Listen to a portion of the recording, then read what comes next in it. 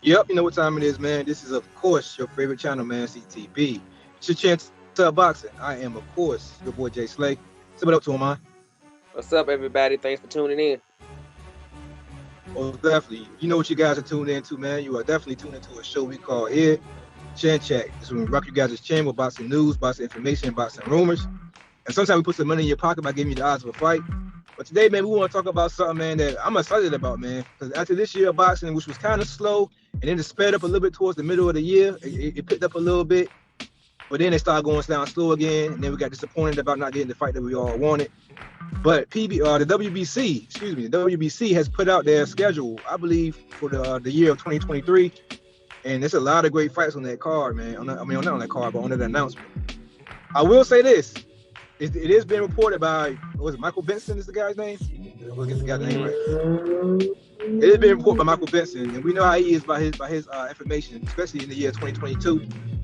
But if all this is true, and WBC are actually about to order those fights, man, there's some great fights. Yeah, I will say, they had a WBC convention, so he probably right about this because he probably was at the convention. Okay. So he probably is right on this one. He got it from the horse's mouth, then, so it's from a great source, from a good source. That's good news, then. So I'm gonna go ahead and talk like it's the truth. Then we're gonna say it's the truth. The WBC plans on hosting a whole lot of great fights, man. Ordering a whole lot of great fights. And I'm not gonna lie, man. It's not one bad fight on that list, bro. But with that being said, since there's no bad fights on the list, which ones are actually gonna happen? That's the question you got to ask yourself, man. So, first of all, let me know, man. Which one of those fights, man, are you? I don't say you are most excited about, but which one of those fights kind of caught your guard by being on the list that you didn't think about that fight when you saw it? The biggest one that caught my attention was Shakur Stevenson and Cruz Pitbull. That was kind of shocking to me, but that's an interesting fight. I mean, if you ask me which fight is the least likely to happen, I probably would choose that one. But that's the fight that had my attention that stuck out to me. Some of the other ones were kind of, you kind of already knew. Like you said, Spencer Thurman has been rumored for a couple weeks. And you had Caleb Plant and David Benavidez.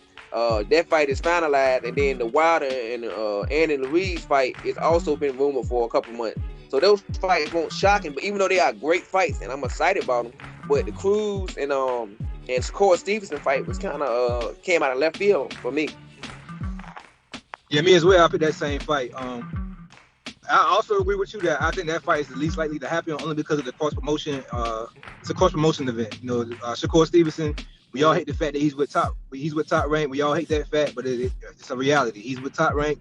I'm pretty sure Bob Arum is going to pretty much keep him in house in a bunch of in-house fights, and I think he's going to try to make money with that Lomachenko fight. The Lomachenko versus Devin Haney fight, winner probably will more likely be getting the Shakur Stevenson fight, which I ain't mad at that fight either, to be honest. Either one of those fights would be good to me, in my opinion. But yeah, that Pitbull fight is interesting. Even though I have my opinion on that fight, I think Shakur Stevenson boxes his ears off. It'd still be a good fight to see, in my opinion. But I'm also not mad at I wouldn't mind watching Shakur beat up on Lomachenko. I'm not mad about that fight either if it happens. But I also will say that I'm very much excited about the Deontay Wilder versus Andy Ruiz fight. For one main reason. It's because I want to see the new style of Deontay Wilder. I want to see him in the second fight. That will be his third fight total with Malik Scott. You seen a total difference between fight 1 and fight 2 under Malik Scott. He put on a lot of weight, and he tried to fight Fury style in the first camp he had with Malik Scott. Then he completely did a 360 with his style, man, and was on his bicycle and actually counterpunching and actually landing a KO punch on his back foot. So I want to see how Malik Scott, you know what I'm saying, incorporate all that together in his third camp with Deontay Wilder. What was your favorite fight to see on that list? What was your most looking forward to fight on that list? The biggest fight on that list for me would have to be probably at this stage, probably the Wilder and Andy. But if I had to take another one, since you already talked about that fight, I would go with Caleb Plant and David Benavidez. That's already finalized, but I think, like you said, that's a 50-50 fight. We talked about it on our last video, so check it out. But I think that fight is very interesting because it sets them up for a big fight with Canelo, but also, they've been talking for a couple years, yapping back and forth, Benavidez been saying that he's been ducking him, but then Caleb Plant been saying, "Hey, make weight and stop smoking." And we would have already had the fight. So they both, talking and running their mouth. And I think the lead up to that fight is gonna be crazy. They probably gonna have to have somebody in between them, keep them separated, so they don't ruin the fight. Because I really don't like each other. And I always said from my previous videos, I love when two fighters kind of have bad blood, because in the ring it kind of spills over and you get a competitive fight. Yeah, most definitely. That is most definitely my second pick for most exciting fight on that list. Like you said, I became a Caleb Plant fight. I've always been a Caleb Plant fan, but I became more of a Caleb Plant fan over on the recent years. Even though he lost to Canelo, I like the balls that he has in that fight. Even when he tried to slap Canelo on the stage, I like the attitude that he got. Some people don't like Caleb Plant. Some people say he talk too much, but I kind of like that attitude, man. I think as a fighter, man, you need that type of attitude. And you know what I'm saying? I think people don't like him having that attitude because, I'll be honest, man, it's the eye test. He doesn't look like the type of guy you think would, you know what I'm saying, be trying to slap guys and be talking shit to guys like that. But what David Benavidez do, people look at David Benavidez as a rough-looking guy. He look like he can back his shit up. So they don't mind what David Benavidez doing. So kind of how he did the Rail, man. We already did a show about that fight. I would look forward to the press conference, man. I would actually look forward to that fight, man, because I think Caleb Plant has a better chance than most people giving him credit for in that fight. I think a lot of people are expecting David Benavidez to run over him, and I just don't see it being a run-over fight, man. I think it's going to be a competitive fight, no matter who wins the fight. I'm just excited about that fight. In my opinion, that is probably the most competitive fight on that list, in my opinion, man. What stylistic fight on that list would you think is the most competitive fight, and one of you most looking forward to? Well, as a competitive fight, Yes, it's a list. It's a great ass list. David Benavidez and Plant is probably the closest fight to me. But if I had to go with another one that, I think if I was a competitive fight, it'd probably be Fulton and Figueroa. But to me, we already seen it. I don't really want to see that again. But I guess while he waiting for Inoue to maybe step up, because he got one more fight to get undisputed at the lower weight classes. So if they want to have that fight again, because it was a good fight, it was a highly competitive fight, so they want to have a part two of that one. I'm not mad at it.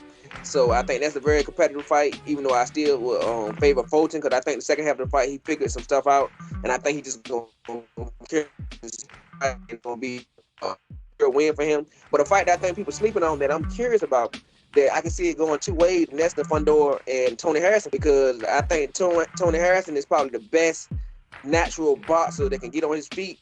And like I said, we said in previous videos before, Tony Harrison's never really been outboxed. He just always gets caught, or he either has stamina issues at the back end of the fight. He can't keep fighters off on, which is going to be another big issue with Fundora. He get too cocky sometimes. He got too cocky.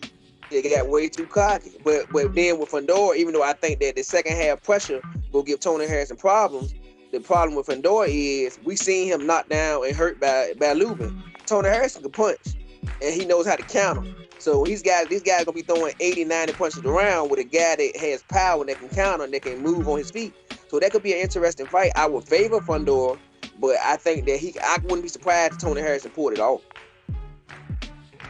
Yeah, I wouldn't be surprised if Tony Harrison pulled it off, but I agree with you. I think Fundora is just too tall, man, too long.